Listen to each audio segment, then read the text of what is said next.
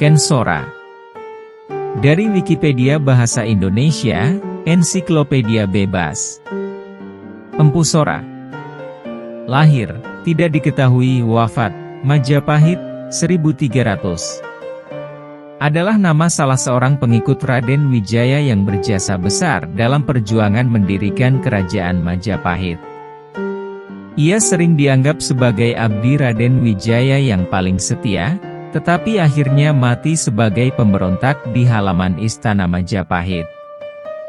Dalam beberapa karya sastra, Empu Sora juga disebut dengan nama Lembu Sora, Ken Sora, Andaka Sora, atau kadang disingkat Sora saja.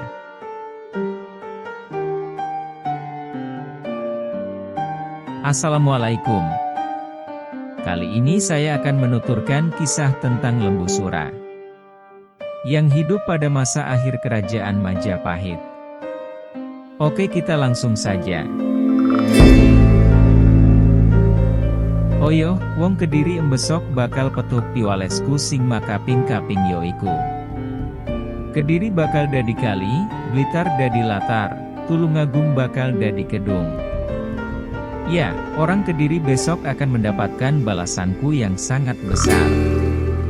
Kediri bakal jadi sungai, Blitar akan jadi daratan dan Tulungagung menjadi danau. Itulah yang diucapkan Lembu Suro sebelum dia mati tertimbun di dalam air kawah sungai Gunung Kelut oleh batu-batuan besar dari pengkhianatan Prabu Brawijaya dan Putri Dyah Ayu Pusparani. Mungkin banyak yang bertanya-tanya siapa Lembu Suro itu, apa kaitannya tentang Gunung Kelut atau letusan dari Gunung Kelut, dan siapa Prabu Brawijaya dan Putri Dyah Ayu Pusparani itu, kok dia tega mengubur Lembu Suro dengan batu besar di dalam kawah air Gunung Kelut. Inilah ceritanya. Menurut legenda, Gunung Kelut bukan berasal dari gundukan tanah yang meninggi secara alami, melainkan terbentuk berkat sebuah pengkhianatan cinta seorang Putri Dyah Ayu Puspasari terhadap Lembu Sora. Kala itu, kecantikan Dyah Ayu Puspitasari, putri Prabu Brawijaya menyilaukan banyak pria. Sang putri yang memiliki tubuh yang amat mempesona itu menarik minat banyak pangeran dan raja untuk melamarnya. Untuk menyaring siapa jodoh anaknya, Prabu Brawijaya kemudian membuat sayembara. Bagi para pria yang bisa menarik busur Kiai Garudayeksa dan mengangkat gong Kiai Sekadelima, dialah pendamping putri kesayangannya. Pada saat yang telah ditentukan, para peserta kemudian berkumpul di alun-alun kerajaan. Prabu Brawijaya dan sang putri nampak bertengger di atas singgasana menyaksikan sayembara tersebut. Prabu Brawijaya pun kemudian memukul gong sebagai pertanda sayembara dimulai. Satu persatu peserta sayembara mengeluarkan seluruh kesaktiannya untuk merentang busur dan mengangkat gong tersebut. Namun, tak seorang pun yang berhasil melakukannya. Bahkan, tak sedikit pula di antara peserta yang kemudian mendapat musibah, seperti patah tangan dan patah pinggang. Prabu Brawijaya pun kemudian menutup sayembara tersebut. Namun, ketika dia hendak memukul gong untuk menutup acara, seorang raja berwajah lembut datang dan memohon izin kepada Prabu Brawijaya untuk ikut dalam sayembara tersebut. Ampun Gusti Prabu, apakah hamba diperkenankan untuk mengikuti sayembara ini? Pinta pemuda itu. Hei pemuda, siapa namamu? Tanya Prabu Brawijaya.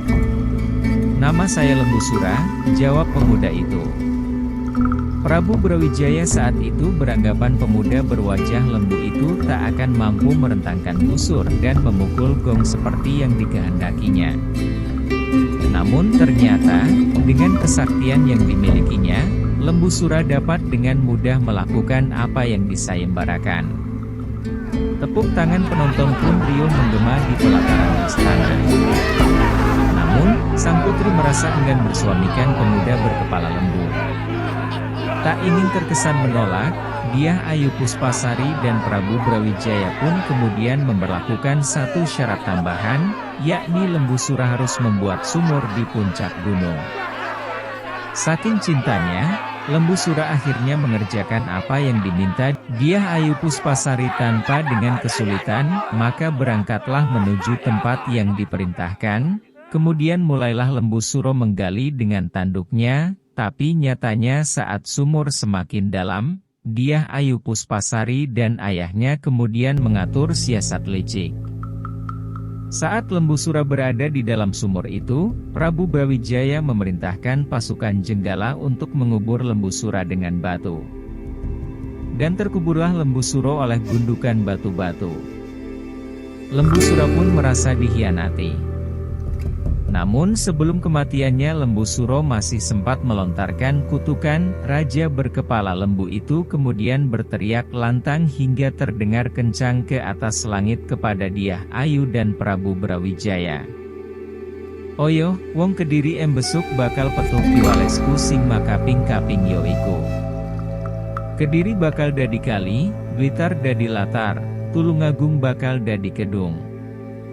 Ya, orang Kediri besok akan mendapatkan balasanku yang sangat besar. Kediri bakal jadi sungai, Blitar akan jadi daratan dan Tulungagung menjadi danau, sumpah Lembu Sura yang merasa dendam. Tak pelak, sumpah itu membuat raja dan rakyatnya takut. Akhirnya untuk mencegah hal-hal tersebut Sang Prabu memerintahkan membuat tanggul di sekitar tempat yang disebutkan, sehingga masyarakat lereng Gunung Kelut hingga kini masih melakukan sesaji sebagai tolak balas sumpah itu yang disebut larung sesaji.